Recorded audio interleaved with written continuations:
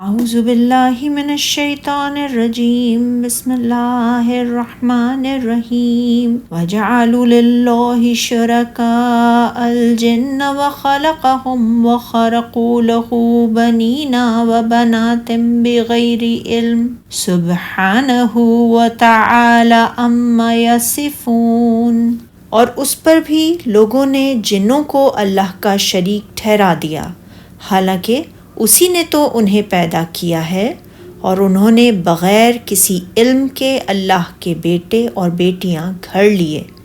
وہ پاک ہے اور ان باتوں سے بلند ہے جو وہ بیان کرتے ہیں۔ یہ ان مشرکین کی تردید ہے جنہوں نے اللہ کے ساتھ غیر کی بھی پوجا کی اور اللہ کی عبادت میں دوسروں کو اس کا شریک بنا دیا۔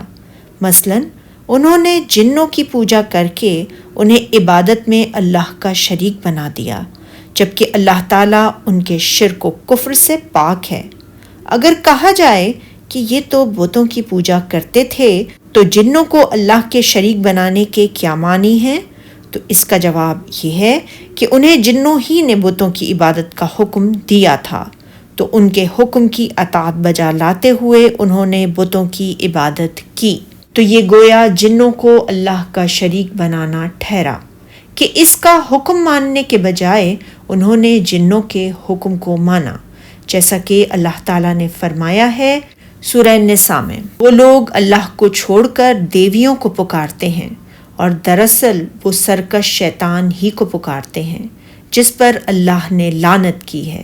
شیطان اللہ سے کہنے لگا، میں تیرے بندوں سے غیر اللہ کی نظر دلوا کر مال کا ایک مقرر حصہ لے لیا کروں گا، اور البتہ میں ضرور ان کو گمراہ کرتا، اور میں ضرور ان کو امیدیں دلاتا رہوں گا، اور یہ سکھاتا رہوں گا کہ جانوروں کے کان چیرتے رہیں، اور میں یقیناً ان کو حکم دوں گا تو وہ ضرور اللہ کی بنائی ہوئی صورتوں کو بدلیں گے۔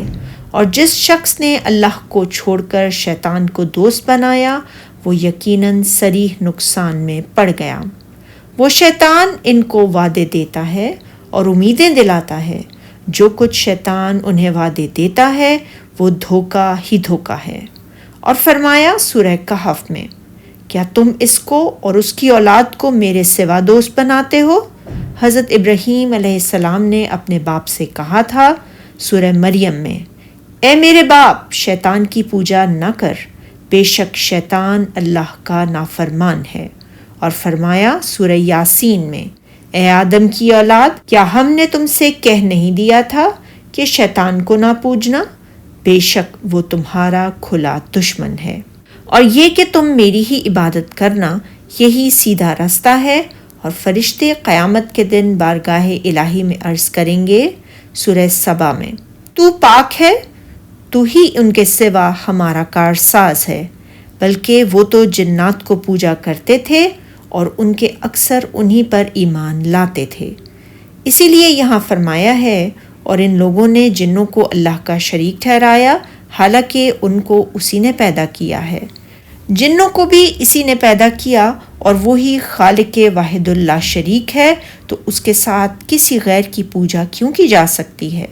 جیسا کہ حضرت ابراہیم علیہ السلام نے فرمایا تھا سورہ صافات میں، تم ایسی چیزوں کو کیوں پوجتے ہو جن کو تم خود تراشتے ہو، حالانکہ تم کو اور جو تم بناتے ہو ان کو اللہ ہی نے پیدا کیا ہے۔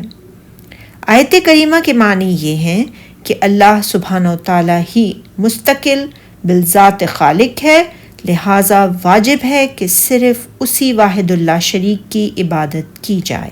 ارشاد الہی ہے، اور انہوں نے بے سمجھے جھوٹ و بہتان کے طور پر اس کے بیٹے اور بیٹیاں گھڑ لیے۔ اللہ تعالیٰ ان گمراہوں کی گمراہی اور ضلالت کو واضح فرما رہا ہے جنہوں نے اللہ تعالیٰ کے بارے میں یہ کہا کہ اس کا بیٹا ہے، جس طرح یہودیوں نے حضرت عزیر علیہ السلام کو اور عیسائیوں نے حضرت عیسیٰ علیہ السلام کو اللہ کا بیٹا قرار دیا، اور مشرکین عرب نے فرشتوں کے بارے میں کہا کہ وہ اللہ کی بیٹیاں ہیں۔ اللہ تعالیٰ کی ذات گرامی ان ظالموں کی ان باتوں سے بہت بلند و بالا اور عرفہ و اعلیٰ ہے۔ ارشاد باری کے معنی ہیں، انہوں نے جھوٹ و بہتان باندھا اور وہم و گمان سے کام لیا، اسی لیے فرمایا وہ ان باتوں سے جو اس کی نسبت بیان کرتے ہیں پاک ہے اور اس کی شان ان سے بلند ہے۔ یعنی یہ جاہل اور ظالم لوگ اللہ تعالیٰ کے لیے جو اولاد، امداد، ہمسر اور شریک بناتے ہیں تو اس کی ذات گرامی اس سے پاک اور بہت بلند ہے۔ سبحانک اللہم و بحمدک، اشہد ان لا الہ الا انت، استغفرک و اتوب الیک۔